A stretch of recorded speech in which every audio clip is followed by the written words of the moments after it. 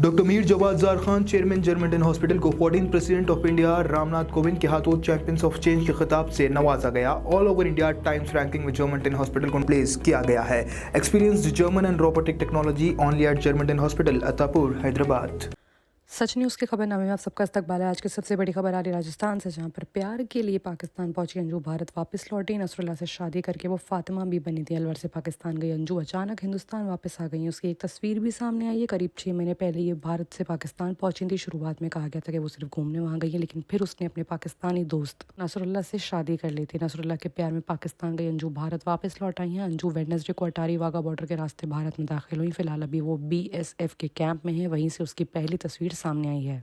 आपको बता दें कि अंजू राजस्थान में अलवर ज़िले के भिवाड़ी में अपने पति अरविंद और 2 बच्चों के साथ रहती थी। वो टूरिस्ट वीज़ा पर पाकिस्तान घूमने गई थी, लेकिन बाद में पता चला कि खैबर पख्तूनवा में रहने वाली नसरुल्लाह से मिलने गई थी। दरअसल नसरुल्लाह और अंजू के बीच में अफेयर चल रहा था। पाकिस्तान जाने के बाद अंजू और नसरुल्लाह के साथ निकाह भी कर लिया था। अंजू और नसरुल्लाह के निकाह की तस्वीरें भी सोशल मीडिया पर सामने आई थी। बताया जाता है कि 2020 में दोनों फेसबुक पर मिले थे। नसरुल्लाह पाकिस्तान के खैबर पख्तूनवा के ऊपरी दीड ज़िले का रहने वाला है। फेसबुक पर जब दोनों की दोस्ती कुछ और आगे बढ़ी तो एक दूसरे को कॉन्टैक्ट नंबर लेकर वो लोग आगे बात करने लगे। वहीं अंजू के इंडिया वापस आने पर नसरुल्लाह ने बताया कि उन्हें काफ़ी गिफ्ट भी मिले हैं। नसरुल्लाह ने कहा है कि अंजू ये सोचकर नहीं आई थी कि वो पाकिस्तान में इतने लंबे वक्त तक रहेंगी, उसे जाना पड़ रहा है। अंजू के दस्तावेज तैयार हैं और भारत यात्रा के बाद वो वापस पाकिस्तान लौट आएंगी। बच्चों को पाकिस्तान लाने पर नसरुल्लाह ने कहा कि अंजू के हाथ में है कि वो क्या करती हैं।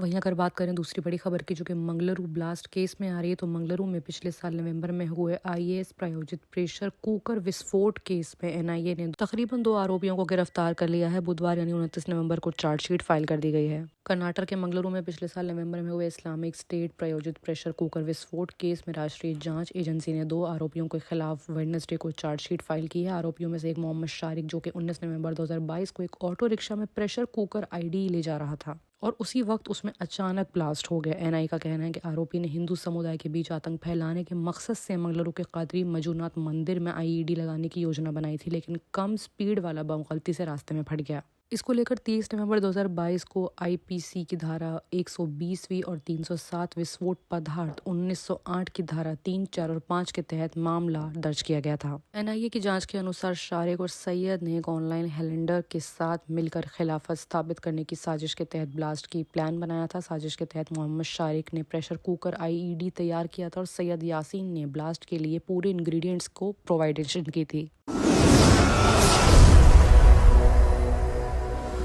वहीं बात अगर अब अमित शाह की करें तो कलकत्ता में बोले हैं अमित शाह के दीदी का वक्त खत्म हो गया। 26 में बंगाल से BJP सरकार आएगी। अमित शाह ने TMC नेता ममता बनर्जी पर निशाना साधते हुए कहा है कि सोनार बांग्ला और माँ माटी मानुष के नारे के साथ कम्युनिस्ट को हटाकर सत्ता में आई हैं, लेकिन बंगाल में कोई परिवर्तन नहीं हुआ। अमित शाह BJP के नेता हैं। अमित शाह ने पश्चिम बंगाल की राजधानी कलकत्ता में संबोधित करते हुए बयान में कहा कि पश्चिम बंगाल की मुख्यमंत्री ममता बनर्जी पर जमकर निशाने साधे। उन्होंने कहा कि ममता दीदी का वक्त खत्म हो चुका है। 2024 के चुनावों में पश्चिम बंगाल में BJP सरकार बनाकर सत्ता में आएगी। उन्होंने आगे ये भी कहा कि आज भी बंगाल में घुसपैठ, तुष्टीकरण, राजनीतिक हिंसा, भ्रष्टाचार हो रहा है। मैं आज आह्वान करता हूं कि अगर 2026 में यहाँ भाजपा सरकार बनती है तो इसका नींव 2024 के लोकसभा चुनाव में डालकर मोदी जी की देश को प्रधानमंत्री बनाएं। उन्होंने आगे ये भी कहा कि जिस बंगाल में कभी सुबह सुबह रविंद्र संगीत सुनाई पड़ता था, आज वहीं बंगाल बम धमाकों में गूंज रहा है। पूरे देश में गरीबी खत्म हो रही है, लेकिन बंगाल में गरीबी कम होने का नाम ही नहीं ले रही है। उन्होंने ये भी कहा कि भ्रष्टाचार अपनी चरम सीमा पर है। मोदी जी ने पूरे देश से आतंकवाद को खत्म कर दिया है। कश्मीर से लेकर धारा 370 हटाने के लिए बंगाल के सपूत श्याम प्रसाद मुखर्जी ने बलिदान दिया। उस धारा 370 को मोदी जी ने खत्म कर दिया।